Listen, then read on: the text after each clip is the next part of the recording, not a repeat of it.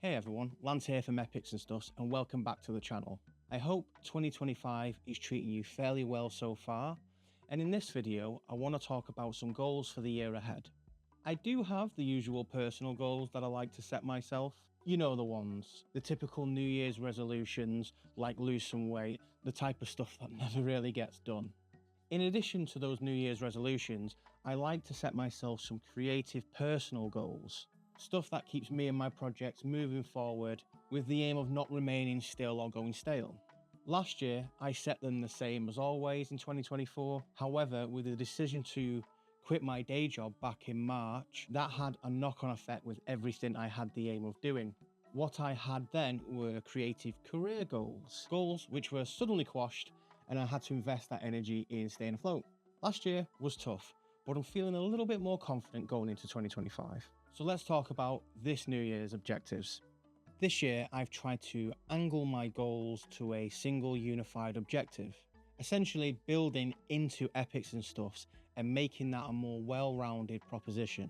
A proposition which will hopefully provide the community with some value, whilst also still supporting me and my family. So the first set of goals pertain to the physical 3D printing aspect of Epics'N'Stuffs, specifically our physical stores. Despite many feeling a gut punch last year when it comes to their Etsy footfall and sales, much of what we experienced was the same.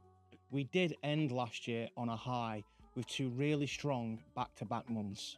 So our first goals this year pertain to Etsy. Our goal is to make our listings more consistent in terms of both presentation and upload frequency. We have a wealth of assets in our back catalogue which are not listed on Etsy. Some will probably never sell, others though are probably ideal for the physical market. Another goal is also creating more bundles and offers through the Etsy platform. These were really strong for us last year, with two of our three biggest sellers being bundles. So we aim to expand that collection. Finally, with Etsy, we want to maintain our star seller status and build upon the huge amount of 5-star reviews we already have. It's worth noting at this point, some of these goals will be pretty passive or won't require much energy to do. I find when creating some goals like this, it's easier to do it this way, and it also keeps motivation up. If something is easier to achieve, you'll get yourself that little bit of a rush once it is achieved, and that should hopefully spur you on to completing further goals and keeping momentum. In the same vein of physical miniatures and their storefronts, a goal this year is also to set up our own website and open our library up to those outside of Etsy, a place that we fully control. So I'll soon be on the lookout for a platform to make a go of that with. Next up is digital storefronts. So we list a lot of our stuff on My Mini Factory and pay for the privilege. Almost everything we make appears on there at some point. We also have a large portion of our catalogue on the Cults platform. However, it does lag behind My Mini Factory a bit. As a goal for this year, I'd love to expedite that process a little bit and aim to bring Cults up to date and getting it in sync so that releases go on Cults shortly after they arrive on My Mini Factory. Additionally, I'd also like to add some purchasable listings to our Patreon, as well as another platform like CG Trader, giving ourselves more options. Next up is the Patreon. So last year I made a decision which did surprise some to make most of our back catalogue free on our Patreon platform, with only select sets being paywalled or campaigned for, those of which we'll talk about shortly. The Patreon since hasn't really moved much. We tend to lose as many supporters as we gain each month, so it's kind of plateaued for now. This is partly expected, with now giving a lot of our old models away for free, a lot of models which people used to come and pay us for. And whilst I'm here, I just want to say, for those who give us any financial support on any platform, including Patreon, it means a huge deal to us. Thanks for that. In future though, in the year ahead, I think I need to do a better job with essentially cascading the overall proposition to people. So with that, our goal is to tidy up the Patreon page in general and get the message out there more consistently. So that could mean posting up more of the free models we give away more consistently on social platforms, or potentially reaching out to influencers and letting them know that we now give away this huge catalogue of miniatures for free. Over 500 currently, I might add, and that number is growing. Next is campaigns. This year, I already have a couple of campaigns lined up in the first quarter. FireQuest 2 being one, as well as another through our Epics'N'Stuffs brand. I've been speaking to a personal friend, and we're potentially going to collab on a campaign later on in the year. But in the meantime, I'd also like to set myself a goal of 2 additional campaigns that I release throughout the year. Now these will be small campaigns, miniature sets of some sort. What they are, I don't know yet. But I think a goal of 2 additional campaigns throughout the year is one that is definitely achievable. Miniature painting goals, there's quite a few here, this is a big one. So late last year, I started getting into miniature painting. And if you've seen any of my recent videos, you'll know I've dived headfirst into that rabbit hole. I of course have a goal to get better, but like I said earlier, some of these goals are passive, and getting better, I would imagine I could do passively just by painting more miniatures, right? I've set myself a very specific goal of painting 36 miniatures this year. Why 36 miniatures? Well, I bought a set of 36 acrylic display cases to fit small miniatures in, and the goal I set myself was to fill those 36 cases. However, with some of the miniatures I've already finished this year, 2 of them do not fit in those cases. However, the goal of 36 does still stand. So far this year, I finished 7 miniatures, with another 4 in progress, i.e. with some colour and paint already on them, as well as 7 more primed and on the conveyor belt. So that goal is well underway.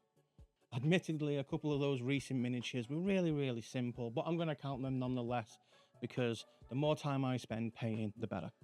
I'm not necessarily sure about this next goal, but I think I'll set it as something to just aim and shoot for.